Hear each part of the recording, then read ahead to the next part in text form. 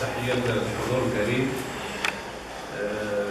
بطبيعة الحال أنا جد سعيد أن أتواجد بينكم في هذا اللقاء العلمي المخصص لاهتمام المجتمع الرهينية، خاصة في ظل واحد السكون صح التعبير في تفاعل ما يقع في المغرب ككل. ولكن بطبيعة الحال هذا الموضوع ديال العمل التطوعي ورهانات المستقبلية يرتبط بطبيعة الحال بهذا السكوت المشرع المغربي والمغرب بصفة عامة في مؤسساته، سكوته عن تقصير ومؤسسة هذا العمل التطوعي أو الفعل التطوعي بصفة عامة، علما بأن العمل التطوعي هو حاضر بقوة وبوزن في أي عمل جماعي، لأن من مرتكزات العمل الجماعي وهذا العمل التطوعي بطبيعة الحال إذا قارنا المغرب ببلدان أخرى العالم نجد بأنه مثلا فرنسا تقريبا عدد المنخرطين في الجمعيات تقريبا يعادل 10 مليون متطوع، والمغرب العدد بطبيعة الحال يتنامى بشكل كبير، ولكن تأطير هذا العالم تأطير هذه الحركية في حاجة إلى مزيد من العمل. إذا فبعض الإحصائيات التي تعلن من حين لآخر حول العمل التطوعي في المغرب نجدها لدى منظمة البنود أو صندوق البنود، الفضاء الجمعوي لسباس اسوسياتيف مع ملتقى الجمعيات أو كارفور اسوسياتيف. فبطبيعة الحال العمل التطوعي كما قلت لم يأخذ نصيبه من الدراسات ولم يتم استثمار التراكم التاريخي في هذا الصدد، علما بأن المجتمعات خاصة القبائل في الجنوب المغربي في هوامش الأطراف ديال المركز عادة ما تركن إلى هذا الأسلوب، إلى هذه الأخلاقيات في تدبير شؤونها. ولفهم هذه الصيرورة والإكراهات المرتبطة بالتطوع إذا نستحضر هذا البعد التاريخي. وبطبيعة الحال عندنا واحد المشكل في اللغة العربية، عندنا كلمة تطوع بالنسبة للفرنسية فيها جوج مسائل ندقق وراسيا معا. هناك ما يسمى بالبينيفولا ثم فولونتاريا. بالنسبة للعربي المقابل كيعطينا دائما كلمة تطوع، علما بأن كاين فروقات وتداخل بينهما. بالنسبة للتطوع البينيفولا وهذه مسألة ترتبط بالخصوصيات كل دولة أو جماعة. بطبيعة الحال في القرن السادس عشر حتى القرن الثامن عشر هذه البينيفولا ترتبط أو التطوع في المجتمعات الأوروبية ترتبط بتقديم خدمات عسكرية. ثم تطور هذا الأسلوب لما تأسست الولايات المتحدة الأمريكية، فبدأ التطوع يلج مجالات خارج الخدمة العسكرية، مثلا الجانب الديني، ثم مساعدة المحتاجين خاصة بعد الحرب بين الشمال والجنوب، ثم إسعاف الجنود خاصة في هذه المرحلة ديال الحرب الأهلية، ثم عملية الإغاثة التي أدت بطبيعة الحال إلى تأسيس ما يسمى بالصليب الأحمر الأمريكي. فتمت بالنسبة للمجتمع الأمريكي هو اللي عنده هذا التقليد التطوعي كنسمعوا جريت ووكينغ سلفيشن ارمي، بمعنى كلمات كلها منظمات خيرية، منظمات عندها بعد تطوعي خاصة الهواتف يراعي الوضع الصامت. قلت بأن هذه المنظمات كلها أفضت إلى واحد المنظمة اللي كنعرفوها في مجموعين في المغرب، هي ما يسمى بالفروق ديال السلام، الكوربيس. هما هذوك الامريكيين الذين يوصلون الى تطوعا الى بعض المجتمعات الدول الناميه لتقديم خدمات، وحنا كنشوفوا هنايا كيجيو المغرب وكيتعلموا مثلا اللغات ديالنا واللهجات ويقدمون خدمات خيريه في هذا الجانب. بعد الحرب العالميه الاولى ولا الثانيه هذا التطوع ربما صار في المنوال ديال البناء، بمعنى ما بقاش ما هو عسكري ما هو خيري، ولكن بدا يلج مجال ما يسمى بالمقاومه، ثم بعد ذلك قضيه الاوراش الكبرى ديال البناء، بناء ما تم تدميره اثناء الحربين العالميتين الاولى والثانيه.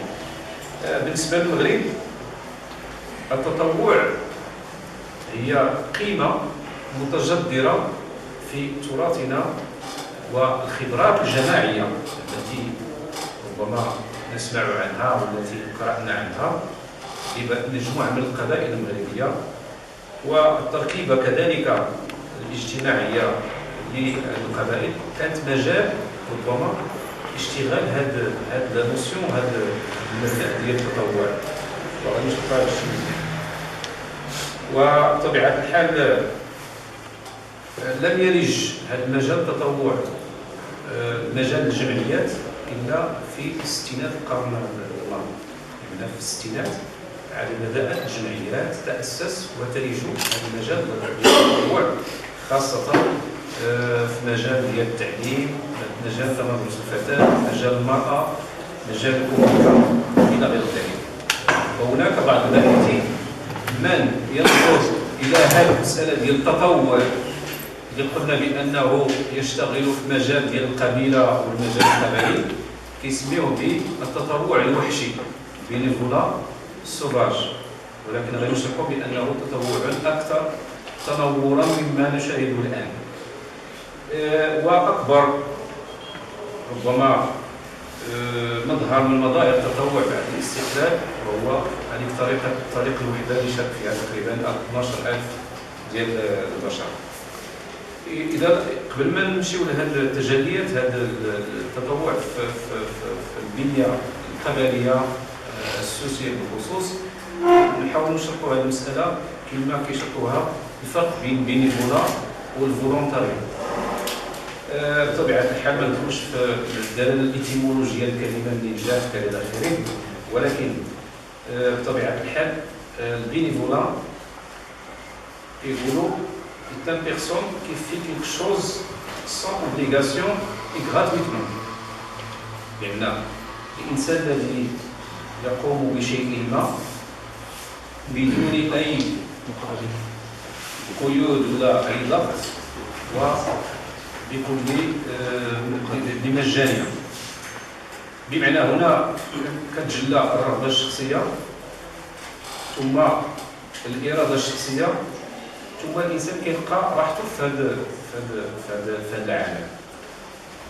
بطبيعة الحال هناك نكران الذات، هناك الالتزام في البينيفولا، ثم هناك كيديرها الإنسان طوعا، بمعنى هناك ما يسمى بالحرية الأساسية، ثم عمل أو إجراء يقوم به الإنسان وهو غير مربح. هذا هو الأساس، غير مربح ما فيهش ربح.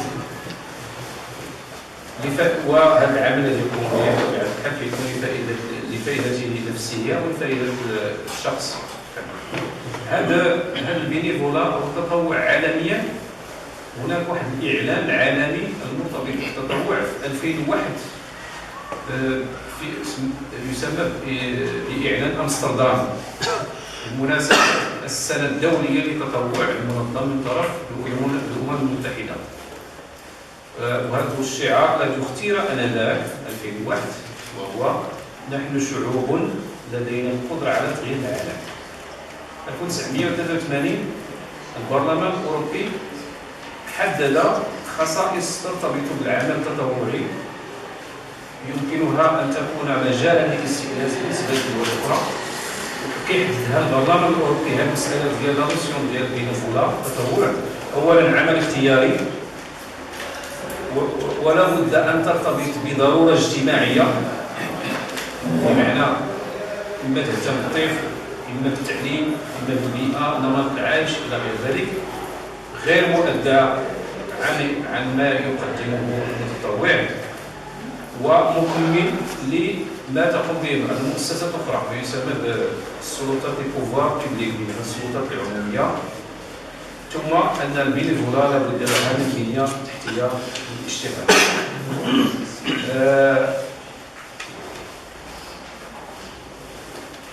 بالنسبة للفولونتاريا، بالنسبة في المغرب هذا المصطلح يستعمل حاليا في سياقين مختلفين، ولكنهما لا يحملان نفس المعنى. أولا سياق وطني اللي قلنا بأن فيه فراغ نصير الأستاذ فيه فراغ شوية قانوني ما يؤثر هذا العمل في فراغ. ثم سياق الدولي اللي تورط فيه واحد العدد ديال القوانين المؤثرة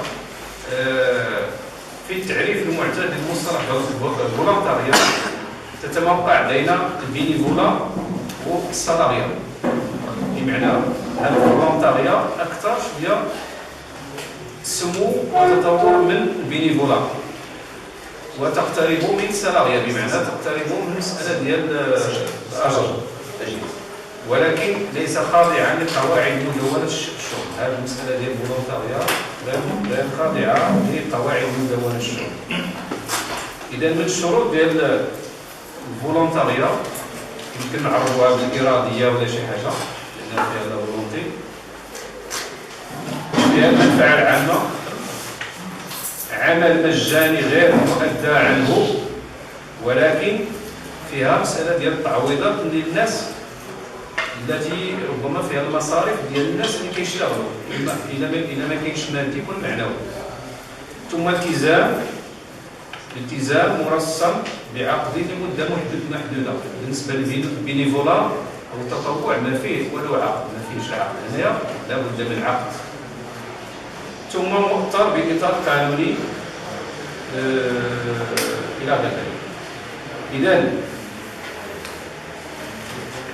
الآن لما عطينا بداية ديال العمل التطوعي في أوروبا عالميا كيف بدأ، بما هو عسكري وارتقى إلى مجالات هي ترتبط بالبنية التحتية، مسألة العمل الاجتماعي كذلك. قلنا بأن المغرب فيه فراغ في هذا المجال. الآن نرجع للمسألة ديال المغرب. هذا ما نشتغل عليه في قوانيننا ومن تنسانا المؤسسات هي التي نشتغل فيها بعد السياق ديال دستور 2011. لدينا في تاريخنا وفي تراثنا الكثير من مظاهر هذا التطوع الذي اشتغلت فيه القبائل بكل طوعية بكل إرادة. ما أستحضره وهو مدونة الأسرة. لما اشتغلت تلك اللجنة 2001 مدونة الأسرة، المهم بداية الألفية، لما اشتغلوا استحضروا الكثير من ممارسات كانت حاضرة في تراثنا، تمزت كثير كتوسع عليه كثير من الأمور استحضروها. حنا في العمل الجمعوي لما نشتغل ربما كنحس واحد القاطعة عما كان ممارس في ثقافتنا وفي قبائلنا وفي مجتمعنا. تصوروا أن أنا أستحضر واحد اللحظة اللي هي مهمة. ليوطي 1918 بعد صدور طبيعة الحال واحد الظاهر معروف في مجال الهجرة ديال 23 مارس 1918 منع الهجرة المغربية إلى فرنسا، وبالتالي استثناء الآن، وبالتالي السماح وتشجيع الهجرة انطلاقا من الجنوب المغربي، بمعنى استثنى الجنوب المغربي فقط، كل شيء في المغرب، حيث يعترفوا. علاش استثنى الجنوب المغربي؟ حيث يعترفوا بأن الهجرة هي الوسيلة الأنجع من أجل تهدئة بين قوسين تهدئة الأهالي، بمعنى ومنحهم عملا مأجورا يقتلعهم عن جذورهم ويبعدهم عن المقاومة. شوفوا اليوطي بذكائه ودهائه المعروفين أنه استعمل هذه المسألة ديال الهجرة لإماتة ما تبقى في القبائل وفي شباب القبائل من هذه المسألة ديال اللي كنقول المقاومة والقبيلة، بمعنى مسألة اللحمة، مسألة ديال التضامن، مسألة ديال التطوع، باش يقتل هذه المسائل ويسمح للشباب. وفعلا هذه الخطة نجحت في الجنوب المغربي في اتجاه جرادة ثم في اتجاه شمال المغرب. إذا هنايا فيها هذا الظهير يخلخل إلى حد ما ويزعزع العلاقات الاجتماعية التعاضدية قبل أن تتحول بطبيعة الحال هذه المسألة ديال التطوع أن تتحول في بعض اللحظات قيود وإبغار إلى ما يسمى بالسكرة، ما يسمى بالسكرة. الآن لماذا؟ ما هي بعض المظاهر والسلوكات بعض الوديان التي كانت ربما تسير في أوقات فصل الشتاء، اللحظات ديال الممطرة، بنى قناطر على ود والغاز. الآن إذا رجعتوا للمناقب كتلقاو بأن الناس اللي محمد بن إبراهيم وغيرهم من المتصوفين كيعبأ هو المتصوفة المريدين الطلبة كيخرجهم، ثم بنى مجموعة من القناطر على واد والغاز. واد والغاز هو بحال قلنا العالية ديال واد ناسا. ثم مسألة أخرى هي مسألة